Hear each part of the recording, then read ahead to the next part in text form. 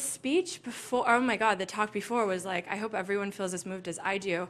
And I definitely can relate with this idea, and I tell my clients this, I think from people that are developing their executive brands to those that are building, Fortune 500 brands or trying to extend or develop a new position for a new consumer group, I think not being ashamed of your story is like it. And when you said it, I was like, I forget everything about what I'm going to talk about. I only want to talk about this idea of shame, right? And how if we embrace it, you create way more compelling stories. So like my shame, it's not even shame. Obviously it's not shame because I'm running a brand agency. I'm very proud of it. But I've never worked in an agency before, like ever. I managed agencies. I come from the startup world. I had a brief stint at Levi's doing database marketing for them, where I, again, managed a bunch of agencies. But then when I moved to New York and I started talking about how bastardized brand has become, right? You're seeing massive, massive brands make even more massive mistakes with the way that they're speaking to their consumer, right? Like maybe if we make a product pink, women will want to buy it, right? Maybe if we have an urban influencer, that will attract black people to our product. That's not right, right? You're seeing Dove, you're seeing Pepsi appropriate cultural movements to try and advance a bottom line. And they're losing. And they're being cannibalized by contemporary brands, right? So one of my clients is Adidas. I'll flip through eventually, but they're not afraid of Nike. I mean, they are, but they're even more afraid of outdoor voices, right? They're even more afraid of the brands that are cannibalizing them from the bottom up, attracting this contemporary Gen Z and millennial consumer, which, by the way, don't have the same values. And if you think they do, you're going to lose, right? If you don't stand for something, you'll fall for anything. But now, if you don't stand for something, you're going to go out of business. And I think when we think about that in the way that we tell our story, like Devin was talking about, you have to talk about your shame. Where did I come from? So where did I come from? I came from the startup world. I told you Levi's. And I said, every agency is thinking of this brand as like, hey, we're going to sell you something that's going to take 6 months, $250,000, and you don't know what you get at the end of it. People buy that, though. My competitors still sell that in, right? So what I did, and my co-founders, so my co-founders and I both come from the startup world, right? We've never been on the agency side. My creative director has. And we said, what is broken between both sides, right? With the agency, there's like, don't even get me started, right? There's an idea that you're going to be sold in by an executive and then managed by a junior associate, right? You're going to pay too much for overhead instead of quality work. You're going to get probably something that's standardized or like a one-size-fits-all instead of custom to what your business actually needs. And in the startup world, no one knows how to build a brand by themselves. But they know how to build products, right? So we took agile methodology, which was working like somewhat unanimously in the product development world, especially for startups, and we said we could overlay agile methodology to brand strategy, offer something that was like blah, blah, blah, blah, blah, Scout Lab, like more agile, less expensive, took less time, and venture-backed startups loved it, right? So think about where you came from. What is your story? What is your shame? And use it as a benefit. I'm glad I didn't come from the agency world because, by the way, I would have had way, way, way worse habits. I looked at what was the problem with brand in the agency world, and I was like, I could fix this. I see it. There's something about being naive to a problem that makes you better at solving it. And you don't need experience or a pedigree to do that. And I think, from what I've heard briefly of those who are speaking, that is the job of the entrepreneur. Like, if not you, then who, right? And don't wait until you're a founder to become a founder. Like, you don't wait to be flexible to go to yoga, right? Like, you just got to do it. And embrace your shame and use it as an advantage because usually it is. So, back on track, building a brand in a digital age. So we're going to talk about two things. One is this idea of purpose, which is what I just talked about. And Devin talked before me about owning your shame, right? What is your purpose? What is your reason why? And then I think what conversations I often get in with entrepreneurs, especially those that are backing themselves or venture-backed, just raised like a seed or what have you, are curious about how to manage a digital spend. And we'll talk about like the philosophy of going forward with a digital spend. So, click, thank you. Strategy before execution. So this is to say that you always need to have purpose before you start driving a digital spend or doing PR or doing social media, right? The reason that brand is so often misguided or you see these massive missteps is because they don't think about who they're selling to. Who is their story going to? Who is their consumer? So when you think about doing anything external, these ancillary marketing activities that come after brand, you better know your strategic underpinning or you're gonna trip, right? Or you're just not gonna manage your resources effectively. And when we think about brand, I often get into these discussions where, oh, you're a brand agency, you're not digital. Like, I hope I'm thinking about your brand in digital formats. I hope I'm creating creative or stories that can be told across devices. And if you don't expect that from every external partner and all of the people around you, then get new partners and get new people around you, right? No one is not online. And if you look at the statistics, like from seniors to Gen Z to millennials to young, old adults, what have you, everyone is looking online at brands in some capacity. And that doesn't mean that only online matters, right? It means that you better extend your online experience to an offline format or you're wasting money and you're wasting your time, right? So when we think about the strategic underpinning that comes before all of that, before extending your brands online, you have to find your core positioning, your why, your shame, your purpose, however you want to define it. And to do that, you start looking at the world in two different ways.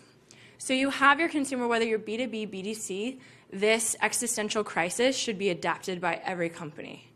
Who's my consumer and what are their individual needs and what are their collective values? The intersection of that is where you find your positioning or your purpose or your shame or your reason why. If you think about like retail brands, for example, and I went on a diatribe on Adidas, but if you think of like Reformation, for example, they are crushing it. They're one of my favorite brands. I love them. If you know them, let them know I love them. Reformation is crushing it because they understand the individual needs of their consumer, which is largely older millennials, coastal cities, pay their discretionary income out to looking good, value personal style, all these psychographics and demographics blended into a consumer persona. They understand that at the core, the product better make me feel good. But they also know that the values of their consumer are such that I don't want to be killing the environment with every dollar I spend, right? I care about sustainability. And by the way, systematically, so do millennials. Like 9 out of 10 millennials are willing to pay more if a product is sustainable than if it is not, right? And Gen Z are more attracted to products and services with causes related to them than not, right? So it's no longer just about creating a cool, pretty product where I only think about myself when I go to the cash register. It's creating a product that aligns with how I want to show up in the world, right? Sustainability, progressive, like politically active. There are so many ways that brands are not only showing up with a product or service, but they're showing up with a story. Because if you focus on being the best at building software or building spandex or building a jumpsuit, it is a race to the bottom. Anyone can build that. Not everyone can build a good story. So when we go into your reason why, you've developed your purpose, you've found the intersection of the individual and the collective values and how you show up both, then you start pulling digital levers, right? Owned, earned, paid. You have testing and analysis that you're doing to your consumer. But what I would caution anyone against, and this usually I see with those that are venture-backed, is that they just want to start spending. They like have investors hounding them down to drive some sort of insights on who's using their product and how. But they haven't thought about who's using their product. Who are your consumers, your primary, tertiary, or secondary and tertiary consumers that you want to test into? What do their lives look like? What do they care about? How do they intersect? How are they independent from one another? You need to answer all of these questions, make some educated guesses before you start putting up paid ads or going into PR. Because then you're going to have issues with brand fragmentation. You're going to look crazy, right? Or even worse, you're going to look ignorant. And no one wants to look ignorant. In a world where every single brand is Googleable, you better be making some educated guesses that are rooted in authenticity to your consumer, or you're going to go out of business, right? And so when we think about pulling all these digital levers, we think about our consumer, but how do we unify all of these pieces that can feel very disparate, right? They're run by different P&Ls. They're run by different departments. Is PR talking to social? Is social talking to digital spend? Is digital spend talking to product marketing? You have your brand strategy. You have your reason why. You have this is my purpose, this is my vision. And there's a lot of, there's your vision, your mission statement. If anyone's raising capital, they have their investor pitch deck. Like, this is what I care about and why, right? But beyond that, your product or service better have the brand strategy that is, these are the values that I'm extending into the world. And this is how my product or service elevates those values for my consumer. And then you start with these ancillary marketing activities, right? And that's just driving efficiency. If you're testing into Gen Z, oh my gosh, I have, anecdotally, I get all of these really crazy investor pitch decks that are like, we're going after Gen Z, but Gen Z, they're like selfish and they only care about millennial pink. And like, what's millennial pink? I'm like, oh my God, you have no idea what you're talking about, right? You need to go back into the values of that consumer. Do some real research on what people care about. Generationally, it's all over the place. If you think about like long-term care, I think this issue is fascinating. What people value in long-term care with baby boomers or Gen X, not going to be the same thing as millennials, right? You think about how these younger generations embrace experience and authenticity and purpose, and those that are a bit older embrace stability, belonging, rooted into their community. The way that they hold jobs, the way that they buy housing is very different, right? Those people that understand the differences there will be the ones that win. Cool? And so when you start thinking, coming back to starting your business, launching a company at a very early age, or early age for your company, make sure that you have that strategic underpinning. This is, I'm going out in the world in retail, and this is what my consumer looks like, and this is what they value. And then test into those assumptions. So to develop your positioning, here's a little fun cheat sheet, a little workshop. So initially, you need to understand who your consumer is, who you can test into your consumer, but who's your consumer, right? And it's the same line of thinking for B2C and B2B. I get a lot of people that are like, oh, you're only like consumer. I'm like, no, right? When you are selling a B2B product, there's someone that is evangelizing for you or attracted to your product. There was a company that was in commercial real estate. We had to think about who is looking for our product or service offering, which is different than who's signing our contract, right? There's this assumption that like, we're going after the CEO. We're going after the person that has signing authority. Like, no, you're not. They're not looking for you. Your operations manager, their operations manager is looking for you. Their executive assistant is looking for you. And that messaging between an executive assistant and a CEO, very different, right? So you better understand who your consumer is. And then think about what they value. Like, why do they care? What are they looking for? Don't piss them off. And then once you understand those consumer values or make some assumptions on them, how does your product or service elevate that story? How does it tie into how they want to show up in the world, right? Is it efficiency? Is it convenience? Is it purpose? Is it, there's a slew of different ways. Is it personal style? Are you in fashion? Go so on and so forth. But think about what they care about. And then from there, how are you going to own your market, right? If you think of like FedEx is overnight in the shipping industry, or Virgin is fun in the airline industry, or Airbnb is belonging in the hospitality industry. How do you show up? What are you going to own? What is your purpose? How does your shame distill into one word that makes you different from your competitors? Because again, Airbnb didn't win because no one was chasing after them, because they didn't have competition. So they knew their consumer well enough to tell the story that made their consumer to come to them in droves, right? And so when you start to think about how am I positioning myself in your industry, start thinking about what is your consumer looking for? What is the competitive that will make you stand out from your competitors? And so from this positioning, we start pulling digital levers.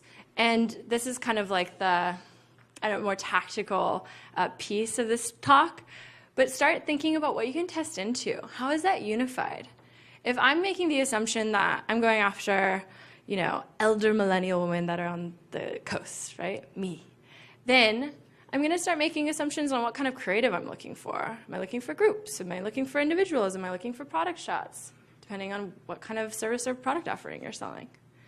Okay, so make some assumptions on who that person is, and then test in thoughtfully. Okay? What I see the most is that, again, there are no assumptions made, and so creative looks like it's so disparate and it's all over the place, you're learning nothing. Then think about the creative. How am I speaking to my customer, right? What are the creative elements that I'm going to elevate up and learn from? And then from there, what media types are you testing into? So this is those that really get going on a testing and personalization, which I'll be hanging out later. I talk about it all the time. But what are you truly trying to learn about who you're going after, right? So how do we make this all actionable? How do you make purpose actionable to your digital spend? You have limited time and resources. How do you make them all as efficient as possible? I want to show you some case studies or campaigns that I think did a really, really great job in a bunch of different ways. There's a million ways that you can make purpose work for you. One of them being, just look at your consumer data and let that story tell itself, right? So Spotify launched this campaign. It was super acclaimed. You've probably seen it all over Manhattan in subways and on billboards. But what I love, love, love about this campaign is that they knew who their consumer was so well that they told the story that the consumer already gave them. How authentic is that? How playful and fun is that, right? They made these billboards that were basically poking fun or celebrating what playlists and what music choices their consumers were embracing in 2018, 2017. That's genius, right? Think about your consumer, celebrate them, tell their story that they've already given you. So Spotify is one where it's very data-backed. I love Savage by Fenty. Has anyone seen this online? So it's a new line of personal intimates for women by women. And what I love about this is it showcases an incredibly poignant consumer identification model for a creative campaign, right? When you think of buying lingerie, you're Victoria's Secret. Potentially I'm not a size 0. Potentially I'm not a white supermodel. Is that really going to attract this younger generation especially that is looking for themselves in creative? No. Right? What was so effective, if you know anything about Fenty, which is by Rihanna, it was perfection personified, she had launched a makeup line that had the largest range of nudes concealers, right? Because what Michael Kors or Chanel offers you is if you aren't this color, then we can't help you. And if you're not this color, we can't help you. But that's not interesting to consumers anymore, right? They're done buying concealer that does not work for them or lingerie that is for a man or for a person that is a size 0. And so they launched this. Obviously, the product was influenced by how well they knew their consumer, but then their marketing was as well. They were celebrating real women. It wasn't perfectly photoshopped. There are rolls, there are curves, there are lines that showed their embrace of consumer values, which were about personal style, embracing everybody for everybody. The fact that women don't exist on this planet for the male gaze, right? Crushed it. And then Warby Parker, right? Our favorite venture-backed startup. What I love about them is that they sell eyeglasses, right? It's not the sexiest thing, but They've created programs around their core product that extend a purpose, a reason for being. Right? Not only are they offering a lower price point to most consumers, which is fabulous, but they're giving back. That it's not just that I'm giving back money to you, which is great, like thank you, Warby Parker, but we exist to cut fat. We exist to put money back in the pockets of those that matter. And so they developed this give back program, a one-for-one. It kind of is like emblematic of the Tom's model as well. That's a great way to extend and tell your story, understanding your consumer persona and what they're looking for. I don't want to just buy sunglasses. Warby Parker didn't win because they just sold eyeglasses. They won because I want to associate myself with that brand. Right? Every consumer is voting with their dollar, whether politically or through the associations that they want to build to their own identity. Right? And so Warby Parker did that really well. And I would say, I think Spotify and Fenty are examples of those brands that do that very well as well. And from that purpose, they were able to drive media spend. They were able to make their resources they had at hand, the time, the human capital, the money, to create really compelling campaigns that absolutely crushed it. Now again, like, are we there yet? No. But think about it the way that they would, because they didn't get here overnight. And so, to end this chat, understand your consumer, like at the very basis of everything. You must know who you're talking to, right? Whenever I'm chatting with, or like going through an RFP, and someone's like, I'm software first, I'm products first, or I'm capabilities first, it's like, I will not work with you, right? Because if you're not consumer first, then you got nothing. It's a race to the bottom. Again, anyone can build software, not everyone can tell a compelling story. And so that's where you start. Thank you.